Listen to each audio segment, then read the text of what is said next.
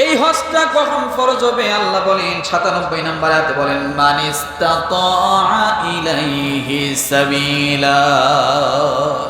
সব মানুষের জন্য হজ ফরজ হয় না, তখনই ফরজ হবে যে ব্যক্তি এ দেশ থেকে মক্কা পর্যন্ত পৌঁছিতে যাওয়া আসার যত খরচ আছে সমস্ত খরচগুলো সে বহন করতে পারবে, কোনো অসুবিধা হবে না।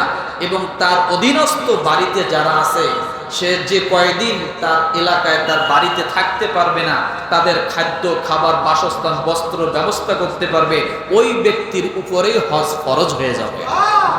এক কথায় বাড়ির সমস্ত নিত্য প্রয়োজনীয় খরচ বাদ দিয়া মক্কা যাওয়া এবং আসা, সেখানে থাকা, অবস্থান করা, এই যে খরচগুলো, এই খরচ যার কাছে থাকবে ওই ব্যক্তির উপরে হজ কি হবে?